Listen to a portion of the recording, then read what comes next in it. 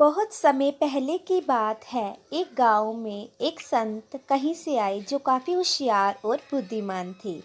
वह गांव की चारदीवारी के अंदर धूनी रमाकर एक पीपल के पेड़ के नीचे रहने लगे। धीरे धीरे लोग उनकी शरण में आने लगे। बाबा रोज़ कीर्तन करते और लोग उनके भक्त बन गए।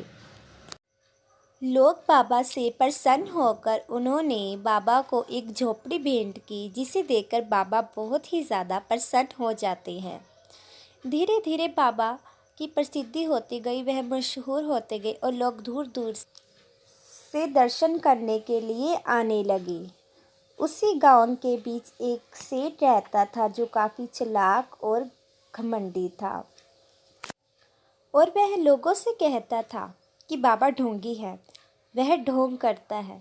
अगर वह सच्चा है तो देवी के शेर को बुलाकर दिखाए। लोग उनको देखकर बहुत ही ज़्यादा गुस्सा हो जाते हैं।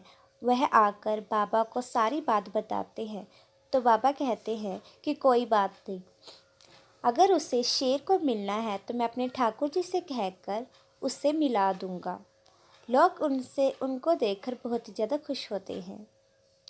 अगले दिन बाबा जंगल में जाकर ज़ोर ज़ोर से भगवान को पुकारने लगे कि भक्त की लाज रखने के लिए आपको शेर के रूप में आना ही होगा। प्रभु दर्शन दो, प्रभु दर्शन दो। इतने में ही एक शेर दहाड़ता हुआ बाबा के पास आया। बाबा उसे देखकर बहुत ही ज़्यादा चौंक जाते हैं, लेकिन खुश भी होते हैं। बाबा शेर को कहते हैं कि गांव में एक भक्त आपकी राह देख रहा है, आपको मेरे साथ चलना होगा। शेर गर्दन हिलाते हुए बाबा के साथ चलता है। शेर बाबा के साथ ऐसे चल रहा होता है जैसे कि पाली हुई बकरी। इतने में ही शेर और बाबा जब उसी गांव में पहुंचते हैं और सेठ के घर की ओर जा रहे होते हैं, तो सभी गांव वाले देखकर डर जाते हैं और अपने घरों में छुप जाते हैं। इतने में ही जब शेर और बाबा एक साथ सेठ के घर के बाहर पहुंचते हैं, तो सेठ बहुत ही ज़्यादा डर जाता है और अंदर जाकर छिप जाता है। शायद वो अपनी गलती के लिए माफ़ी मांग रहा होता है। इतने में ही शेर बाबा बोलते हैं कि तुमने तो अभी शेर को देखा भी नहीं, तुम पहले ही अंदर चले गए। और शेर अपने पंजे से सेठ का दरवाज़ा तोड़ देता है। शेर और बाबा दोनों ही सेठ के कमरे में आ जाते हैं।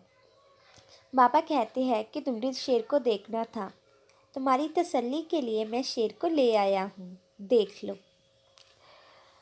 सेठ ज़ोर ज़ोर से रोता हुआ बाबा के पैरों में गिर पड़ता है और माफ़ी मांगने लगता है कि मुझे माफ़ कर दो, मुझसे बहुत बड़ी भूल हो गई।